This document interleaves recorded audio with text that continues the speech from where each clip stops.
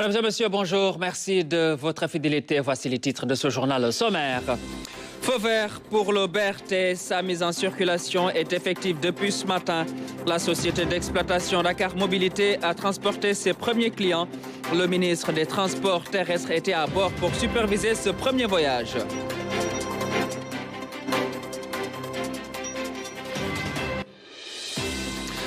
Le Premier ministre Ousmane Sonko a présidé hier un conseil interministériel sur la Tabaski. Les estimations cette année tournent autour de 810 000 têtes. Pour plus d'efficacité, Ousmane Sonko annonce des ruptures dans le secteur agro-silvopastoral. C'est un vrai problème dans l'occupation de la voie publique. Les déguerpis reviennent toujours et surtout en nombre surélevé. Les Dakarois déplorent, le sous-préfet de Dakar Plateau décortique les failles de cette situation qui indispose toute la capitale. Dans le Fouta, malgré les rigueurs du désert, un homme tient un verger qui a relevé tous les défis. En plus du blé, les arbres fruitiers dont il était impensable de les voir pousser ont suscité optimisme et joie. C'est l'œuvre d'Anchouman Konaté.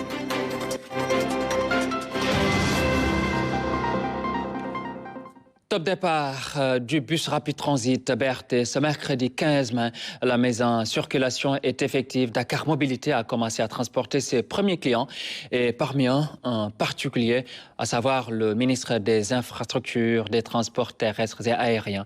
Philomène Constance Diagne était à bord du voyage. Nous y reviendrons avant la fin de cette édition donc avec ce premier voyage du bus rapide transit avec le ministre des Transports terrestres El Malik Ndiaye.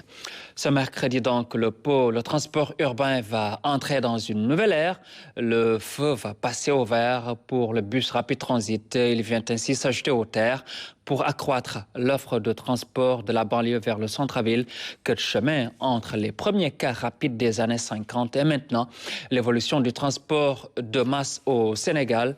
Une chronique de Omar Diao également que nous allons voir et qui va accompagner l'élément de Philomène Constance Diagne pour le bus rapide de transit. Je vous le dis en titre, Tabaski 2024, les besoins pour cette année s'estiment à 810 000 têtes, dont 260 000 pour la région de Dakar, en plus de s'assurer de leur disponibilité, des conditions optimales d'une bonne fête. Le Premier ministre Ousmane Sonko prône la rupture dans le secteur agro-silvopastoral. Il veut des mesures structurelles et non conjoncturelles pour faire face à la cherté de la vie à Ramdawa. Un conseil interministériel sur la Tabaski, il se tient tous les ans à l'approche de la fête, fait le point de la situation, recueille les avis des uns et des autres et, in fine, énonce des mesures. Problème, le Premier ministre remarque que ces mesures sont souvent conjoncturelles pour simplement parer à des urgences. Or, le constat, il est là. On parle de Tabaski. On dit qu'il y a un besoin de 810 000 têtes et beaucoup d'acteurs ici ont magnifié les efforts ou les progressions qui ont été réalisées ces dernières années et que nous saluons et nous vous en félicitons, qui ont permis peut-être de réduire la dépendance vis-à-vis de l'extérieur. Mais ça, c'est uniquement pour la Tabaski. Le constat, c'est que, en réalité, nous continuons à être extrêmement déficitaires, ce qui se ressent au niveau des marchés. L'exemple est étayé avec l'évolution du prix de la viande de 2014 à 2023, des données de l'ANSD qui révèlent une forte augmentation. Le prix du kilogramme de viande de mouton est passé de 2 782 francs en 2014 à 4 338 francs en 2023, soit une hausse de 1 556 francs en valeur absolue et 56% en valeur relative. Et le prix du kilogramme de viande de bœuf est passé de 2 319 francs en 2014 à 3 780 francs en 2023, soit une hausse de 1 461 francs en valeur absolue et 63% en valeur relative. C'est un constat qui interpelle tous les acteurs qui sont ici, les acteurs de l'élevage, puisque ce qui justifie ces hausses, c'est la rareté du bien. c'est l'insuffisance de l'offre par rapport à la demande. Ce conseil interministériel s'est donc voulu plus élargi dans ses considérations, pointant une situation socio-économique insupportable.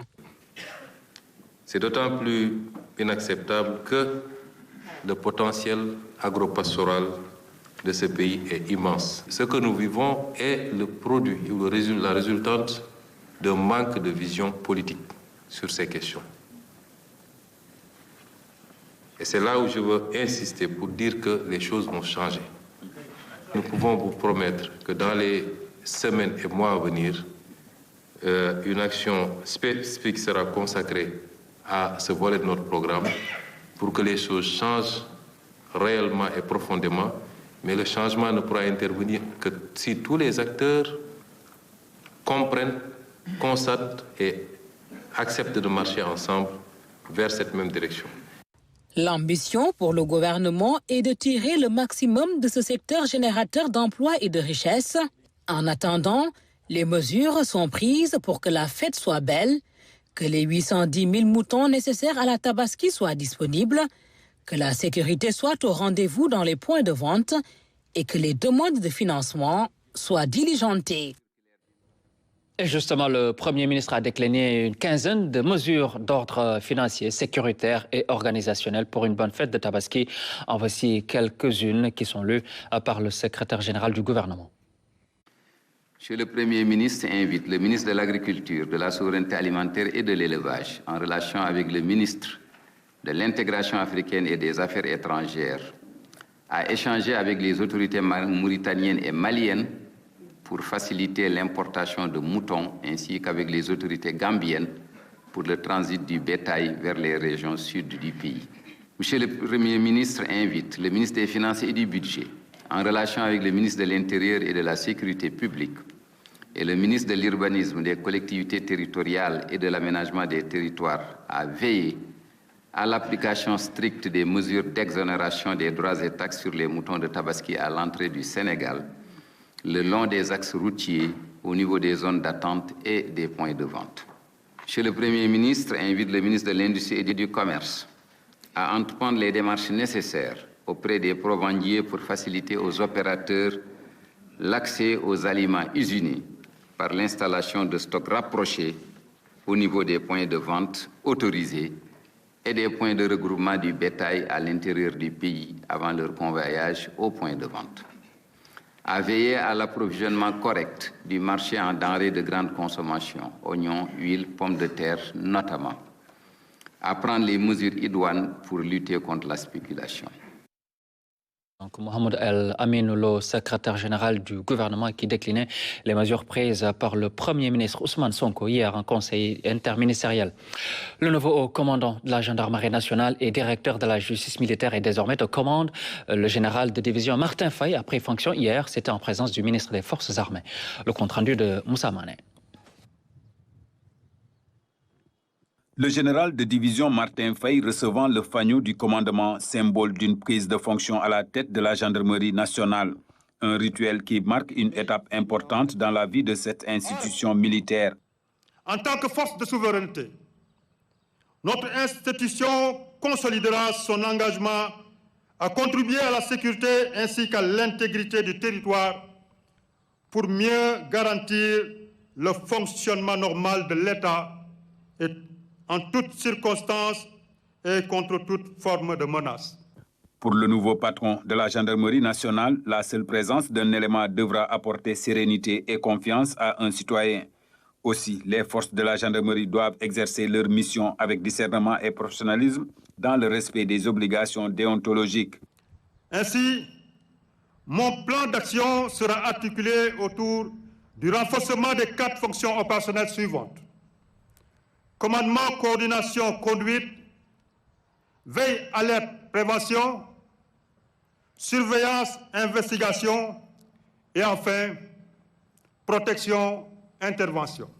Afin de garantir aux citoyens une sécurité en tout temps et en tout lieu, le général de division Martin Faye compte renforcer les unités. C'est ainsi que d'autres légions vont intégrer le dispositif de la gendarmerie. Je suis profondément honoré de vous commander. Et je suis fier de chaque femme et homme qui porte l'uniforme avec honneur et dignité. Pour le ministre des Forces armées, c'est un officier plein de qualités humaines et professionnelles qui se distingue par son sens élevé du devoir. Attentionné et humain, il est un exemple abouti du chef militaire, du meneur d'hommes dont la gendarmerie nationale a besoin pour mettre en œuvre les hautes orientations du chef de l'État en matière de défense et de sécurité. Après avoir décliné son ordre du jour, le haut commandant de la gendarmerie nationale et directeur de la justice militaire a passé en revue toutes les unités qui sont aujourd'hui sous son commandement. Des hommes et des femmes sur qui il peut compter pour mener à bien la mission au sein de la gendarmerie nationale.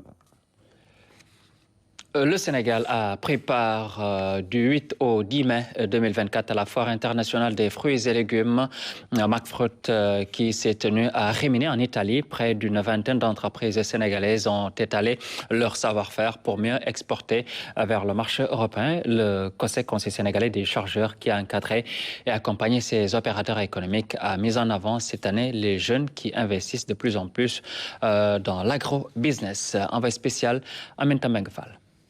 Rimini, une ville située dans la région Émilie-Romagne, dans le nord de l'Italie. Elle accueille chaque année des milliers de professionnels de la filière horticole à l'occasion de la Foire internationale des fruits et légumes McFruit. Pour cette 41e édition, le Conseil sénégalais des chargeurs a encore accompagné et encadré les exposants et visiteurs sénégalais. C'est une opportunité pour nos exportateurs de nouer de partenariats gagnant-gagnant et puis d'exposer une gamme de variétés de produits sénégalais qui sont susceptibles d'être exportés dans ces marchés parce que c'est des produits très prisés. Nous avons mis l'accent sur deux types de produits, notamment le piment et les oignons, parce que nous avons des jeunes qui s'activent dans ce domaine et qui commencent à pénétrer le marché européen. L'horticulture, ce sous-secteur de l'agriculture, est en constante progression au Sénégal. Le volume d'exportation a plus que doublé en 10 ans, avec une rentrée de devises de 77 milliards de francs CFA par an. Et le salon McFruit offre l'opportunité à ses opérateurs économiques d'être au fait des innovations technologiques pour répondre aux exigences du marché européen. Il faut beaucoup travailler sur l'innovation, il faut beaucoup travailler sur la qualité, il faut beaucoup travailler sur les normes de conditionnement, les normes d'hygiène, et puis il faut être apte. Donc c'est ce qui est nouveau. Cette présence pour permettre à nos futurs exportateurs quand même de pouvoir s'aligner, de voir ce qui se fait de mieux dans ce marché pour pouvoir dans le futur aussi être en mesure de répondre à une forte demande dans ce domaine. J'ai exporté des fruits fraîches, mais maintenant je suis rentré dans la transformation. Et au niveau technologie, ce sont les Italiens qui sont les meilleurs. Et là, j'ai des contacts avec eux. Je suis en train de travailler sur des machines. Et puis là, on a monté une unité de conditionnement, de transformation des fruits séchés, comme la papaye, la mangue et la noix de cajou. La Foire internationale des fruits et légumes a enregistré une forte présence de pays africains. Au-delà de nouer des relations commerciales, c'est aussi l'occasion de trouver des partenaires pour des projets de développement. McFruit, c'est très international. Il y a beaucoup d'entreprises africaines, il y a beaucoup d'entreprises de Cameroun, de Sénégal, de beaucoup de pays de Mali. Et je pense qu'il est le format de la McFruit qui est totalement différent. Pourquoi? Il n'y a pas seulement de business, il y a la connaissance et il y a le networking. Les entreprises qui sont ici, j'avais beaucoup d'opportunités de connaissances, de business et de rencontrer des partenaires pour les projets de développement. Plus de 25 000 participants sont enregistrés pour cette édition 2024 du McFruit. Une belle vitrine pour ces exposants sénégalais qui ambitionnent de faire de l'horticulture un levier de croissance, d'emploi et surtout un moyen de contribuer à la sécurité alimentaire au Sénégal. Première assemblée générale des chambres de métiers de l'UEMOA. Les artisans plaident pour le financement du secteur avec un accès important à la commande publique. Le Sénégal compte décaisser 5 milliards de francs CFA chaque année pour accompagner le secteur de l'artisanat. Salut Sec. Un échantillon des réalisations des artisans exposés à l'entrée de la salle de conférence. Derrière ces belles œuvres se cache une panoplie de difficultés de ces acteurs. Dans l'espace UEMOA, nombreux sont ces artisans qui n'ont pas accès à la commande publique. L'artisanat dans la sous-région, et plus particulièrement celui du Sénégal, fait face à plusieurs défis, dont les plus emblématiques sont la facilitation de l'accès des artisans à la commande publique. L'organisation de l'apprentissage par les chambres de métiers, conformément à la recommandation du Code communautaire de l'artisanat. La protection sociale des artisans, entre autres. Cette rencontre est donc une tribune pour ces acteurs de faire un plaidoyer pour le financement de leur secteur. Un appel qui devrait avoir un début de solution. Le financement du secteur est une lancinante problématique à laquelle sont confrontés en tout cas tous nos États de l'espace communautaire, problématique à laquelle également chaque État essaie d'apporter une réponse. Dans ce chantier, la commission de l'UEMOA compte jouer sa partition pour le développement du secteur de l'artisanat au niveau sous-régional. Dans nos pays, il se trouve que la place de l'artisanat n'est toujours pas assez satisfaisante à notre goût. Pourtant, c'est un secteur qui apporte une forte contribution à la création de l'emploi et à la formation du produit intérieur brut. Je viens de citer deux indicateurs essentiels de la lutte contre la pauvreté, mais aussi du développement durable dans nos États. Cette vision de mettre les chambres de métiers, de l'artisanat de l'espace UEMOA en réseau, marque une synergie d'action des acteurs d'un même secteur, dans une même communauté, afin de renforcer les actions prioritaires en faveur du secteur de l'artisanat dans nos différents États. Cette première assemblée générale des chambres de métiers de l'UEMOA devrait être un déclic pour le rayonnement de ce secteur.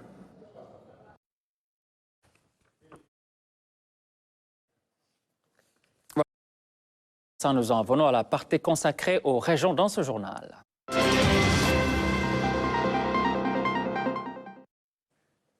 Le ministre de l'Environnement et de la Transition écologique poursuit sa tournée dans les régions après Ziguinchor et Sédhiou. Il s'est rendu dans la région de Tambacounda. Il a constaté les efforts des agents des eaux et forêts et des parcs pour préserver la forêt. Le parc national de Nyokolokoba, Daouda Ngom, a annoncé un renforcement des moyens et équipements. Tidiane Sissé était dans la tournée.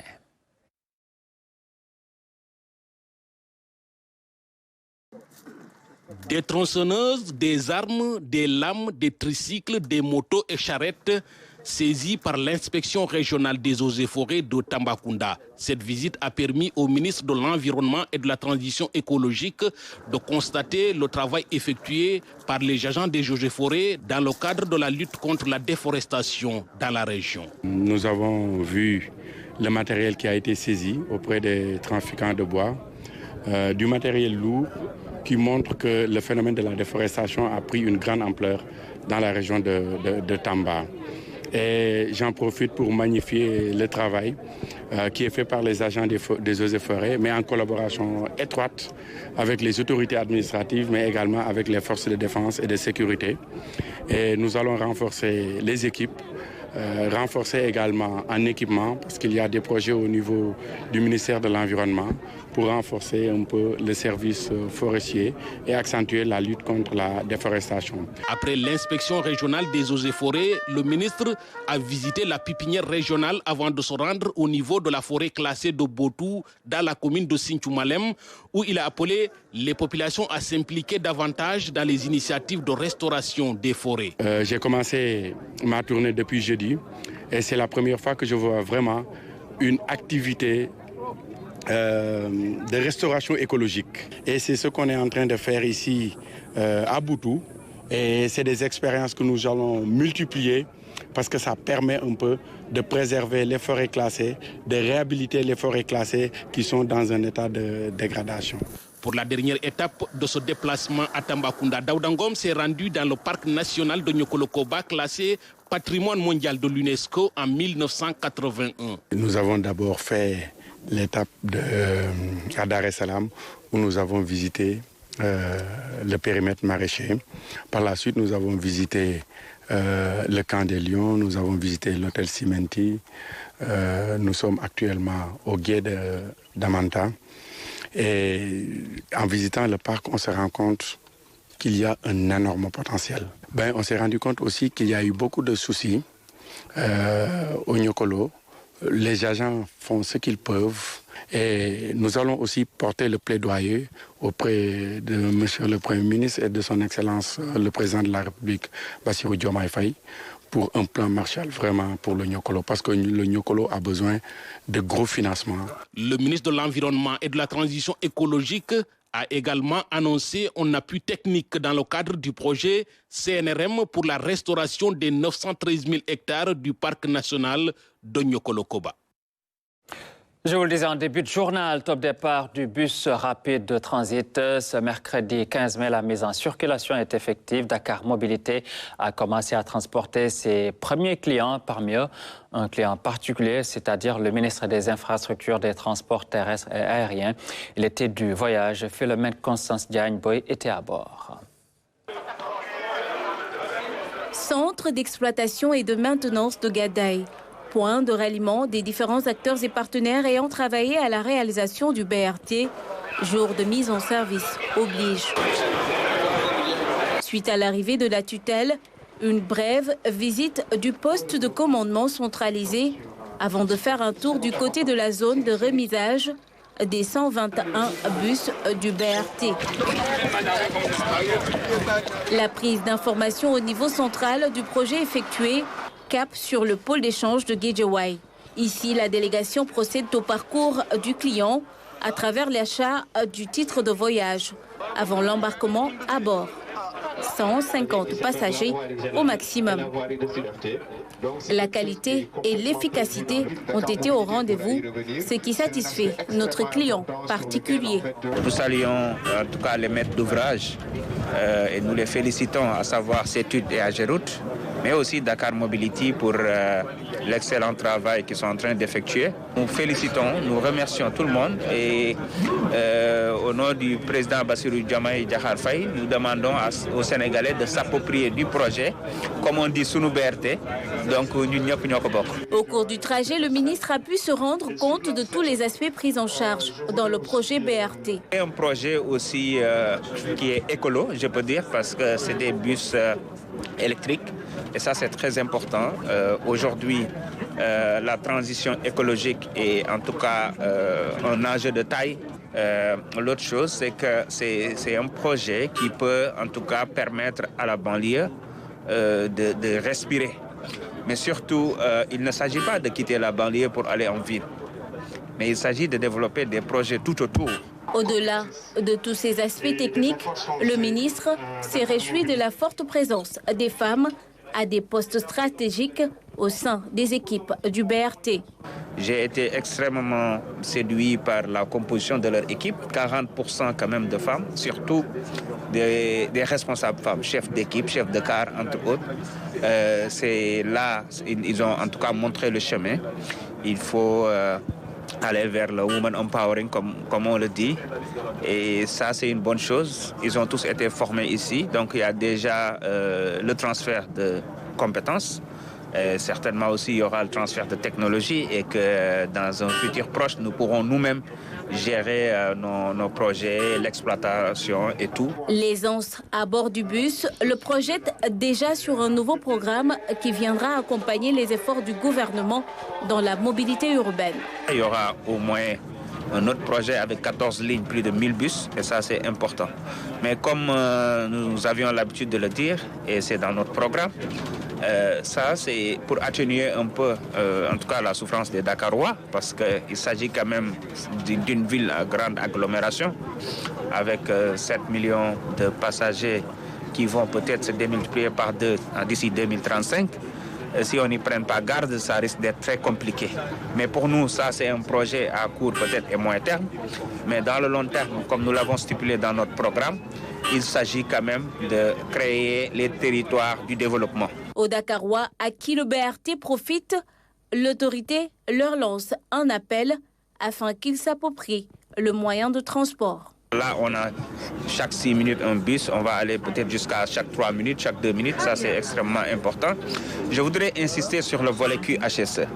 Ça doit être la nouvelle culture, le nouveau mindset, le nouvel état d'esprit des Sénégalais. Dans chaque chose ou dans chaque action qu'un Sénégalais doit poser, un patriote, un citoyen, il doit penser à la qualité, à la santé, à la sécurité et à l'environnement. Et pour cela, nous invitons tous les Sénégalais, parce que dans le projet BRT, il y a la qualité, il y a la sécurité, il y a l'environnement. Et donc, il y a l'hygiène, de façon globale. Mais tout dépendra de nos comportements, nous, Sénégalais, dans les bus. Tout dépendra de notre comportement sur les voies publiques.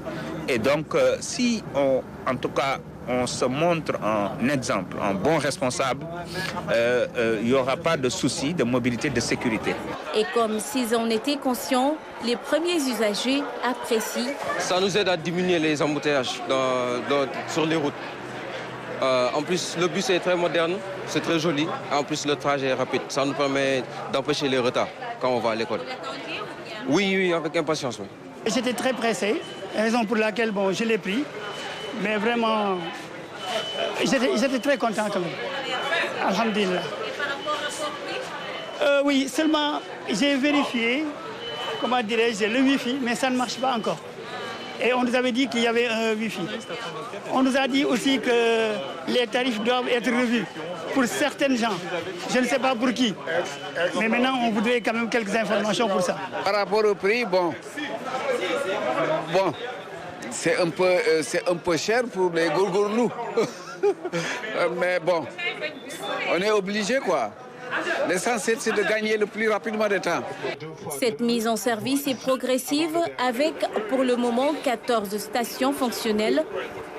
Les 8 restantes devront être livrées d'ici à fin juin prochain. On va faire une petite...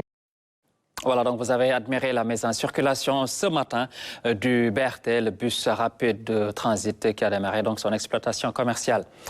Ce mercredi, le transport urbain va entrer dans une nouvelle ère. Le feu va passer au vert pour le bus rapide transit. Il vient ainsi s'ajouter au train express régional, le TER, pour accroître l'offre de transport de la banlieue vers le centre-ville. Que de chemin entre les premiers cars rapides des années 50 et maintenant l'évolution du transport de masse au Sénégal.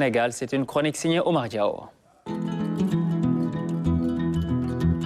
Les BRT aux couleurs vives d'aucun parti, si ce ne sont celles du Sénégal, sont enfin en circulation après des mois de tests. Ces bus articulés, sans bruit et avec zéro émission de CO2 toxique pour les corps et l'atmosphère viennent s'ajouter aux différents modes de transport déjà en usage dans la capitale.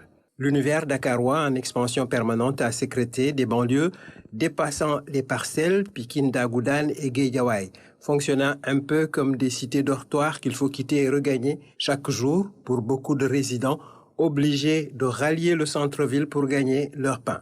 Diverses politiques de transport urbain ont été conduites dans ce pays. Déjà à l'époque coloniale, il y avait les bus GG, gouvernement général, puis ceux de la Régie des transports du Sénégal, RTS, et oui, sur les cendres de cette autre RTS née la Sotrac au début des années 70. À côté, roulaient les cars rapides Ndondi et Super, puis les Ndiagandiaye. En 2022, le TR est venu soulager les banlieusards sur un axe grosso modo est-ouest. Voilà que le BRT fait l'affaire, suivant une orientation nord-sud. Il a bien fallu déguerpir et indemniser de nombreux propriétaires le long du tracé. Cette opération a coûté son prix. Ensuite, exécuter les travaux de voirie, obligeant les automobilistes à slalomer à travers des sections sableuses, des déviations. Ces travaux laborieux achevés, il ne restait plus qu'à acquérir les bus. Le Sénégal n'est pas pionnier du BRT, mais il peut s'enorgueillir d'avoir le premier fait l'option du tout électrique 100%. Les bus embarquent en effet des batteries qui, au bout d'un certain nombre de cycles de recharge, perdent de leur efficacité, un peu comme votre téléphone. Il faudra alors les recycler, une tâche pour laquelle on continue à chercher la meilleure solution verte. Bon, on n'en est pas encore à cet arrêt et les bus circulent sur leur voie dédiée, exclusive. Cela veut dire qu'aucun autre véhicule ne devrait leur disputer le chemin ou la priorité. Tout acte d'indiscipline et de désinvolture devrait ôter la folie de vouloir recommencer. Pendant que le BRT est sur la ligne de départ et le TER sur les rails, ailleurs, on en est au projet très avancé de l'Autosky, la voiture volante. Il paraît que c'est pour bientôt. Oui, puisque nous sommes sur la route, nous reparlons de cette lancinante question de l'occupation de la voie publique. C'est pour parler des déguerpis. Ils reviennent toujours et surtout en nombre élevé. Les Dakarois déplorent cet état de fait. Le sous-préfet de Dakar Plateau explique les failles de cette situation qui indispose partout dans la capitale. C'est un reportage de Dame Silla.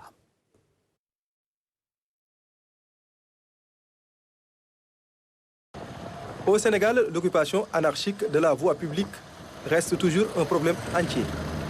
Dans les boulevards, avenues, rues et ruelles, règne une véritable cacophonie. Pourtant, dans le passé, l'ordre était de rigueur dans toutes les artères. Mais qu'est-ce qui a changé entre-temps pour nous conduire dans de pareilles situations? L'occupation anarchique de l'espace public est liée déjà à plusieurs facteurs. D'abord, la configuration de nos agglomérations et de nos marchés principalement, la discipline de nos concitoyens et surtout la gestion de l'espace public.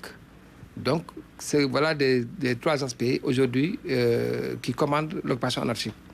Pour cela, donc, il faudrait que dans nos communes, que les marchés soient structurés, d'une part. D'autre part, il faut qu'il y ait de la discipline sociale. La troisième chose, il faut que les textes, on puisse avoir des textes quand même qui répondent aujourd'hui à la problématique de l'occupation anarchique.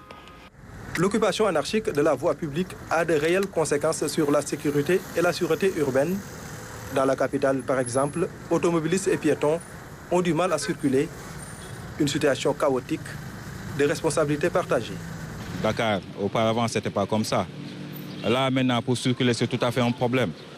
Vous voyez, les gens ils sont en train de marcher sur la route avec les voitures et franchement, c'est très dangereux. L'occupation anarchique, les autorités, ils doivent y prendre des mesures quand même. Des mesures draconiennes même, je dirais. Pourtant, les autorités étatiques et territoriales mènent souvent des efforts combinés pour lutter contre l'occupation anarchique de la voie publique avec des opérations de déguerpissement récurrentes. Malheureusement, ça peine toujours à régler le problème. Des fois, tu les demandes pourquoi vous êtes là. Ils vous disent que moi, je paye les quittances à la mairie. On me donne des sous de 100 francs ou de 200 francs. Mais ça, c'est pas légal. Parce qu'il y a des marchés. On a construit des marchés pour que les gens aillent là-bas. Donc si on occupe la voie routière, parfois tu vois, même sur la route, là où les voitures passent, tu vois les gens, ils mettent leurs bagages là-bas. Donc vous êtes obligés, les piétons sont obligés de passer sur la route, là où les voitures passent. Donc ça c'est anormal.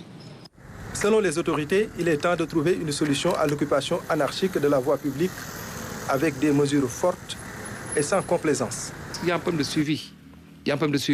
Il faut qu'il y ait une police municipale. Il faut que les collectivités territoriales elles-mêmes prennent en charge effectivement la question de suivi. Quand on enlève des gens qui étaient quelque part où ils ne devaient pas être, il faut que la collectivité locale crée les conditions de pouvoir maintenir effectivement cet espace propre. Au Sénégal, les régimes se succèdent et l'occupation anarchique de la voie publique persiste.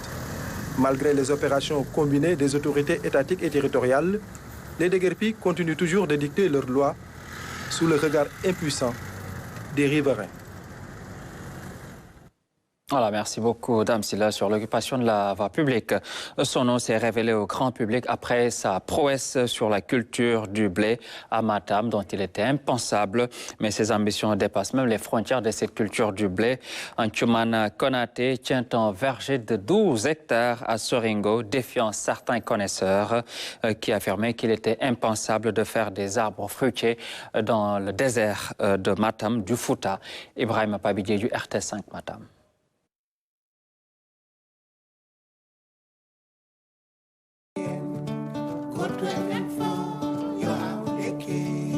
On l'appelle Antoumane Konaté, mais nous le surnommons le dompteur du désert. À ses tout débuts, lorsqu'il cherchait conseil auprès d'un expert forestier, sur les chances de réussite de son projet d'arbre fruitier ici au Fouta, grande a été sa surprise. Impossible, c'est la réponse qui lui a été servie, nous confia-t-il. En 2011, que j'ai pris ma retraite pour dire qu'il faudrait que je réalise le rêve que j'avais, c'est-à-dire de commencer avec les arbres fruitiers. Parce que dans la région de Matam, on nous a mis, depuis qu'on est tout petit, qu'on ne peut pas faire des arbres fruitiers dans la région de Matam, ça ne marche pas. Il fallait aller en Casamance pour qu'on puisse avoir des manguiers, des orangiers. Donc c'était impensable. Cet ancien émigré gagne sa vie à partir de cette activité et crée des emplois. Là, j'ai 4 postes à temps plein. Bon, 4 postes à temps plein. Mais quand c'est la période de récolte ou de repiquage, comme ça, j'arrive à employer jusqu'à 20 personnes, 30 personnes par jour. Dans l'autre périmètre, des bananiers aux couleurs verdoyantes forcent l'admiration. Ça prouve qu'on peut faire aussi de la banane dans la région de Matam et avoir des résultats. La banane dans la région de Matam, on peut dire qu'on n'en a pas. Donc les productions de bananes qu'on reçoit dans la région, elles viennent de Tamba ou ailleurs. Antioumane est aussi un grand producteur de maïs. Cette parcelle est en phase de maturité. L'autre a donné ses premières récoltes. Moi, mon problème, c'est l'eau. Je vous assure, s'il y avait suffisamment d'eau pendant toute l'année, ce que vous voyez là, vous verrez autre chose. Ce n'est pas ça que vous verrez là. Parce que le bras du fleuve que je ravitaillais, elle est ensablée. À partir du mois de mars, fin mars, avril, mai, juin, jusqu'à juillet, j'ai plus d'eau. Ce natif du village de Soringo est un homme de défi. Son quotidien démarre dès les premières lueurs de l'aube jusqu'au coucher du soleil. À la pause, il a ses endroits préférés, ce manguier et cet arbre ombrageux où il fait sa sieste sous le gazouillement des oiseaux. Voilà, donc c'était le portrait d'Antioumane Mané, surnommé le dompteur du désert. Voilà, merci à vous tous de votre attention, mesdames et messieurs. C'est la fin de ce journal. Merci à toute l'équipe de coordination qui a préparé l'édition de ce matin. Mais dans un instant, je vous retrouve pour la version Wolof.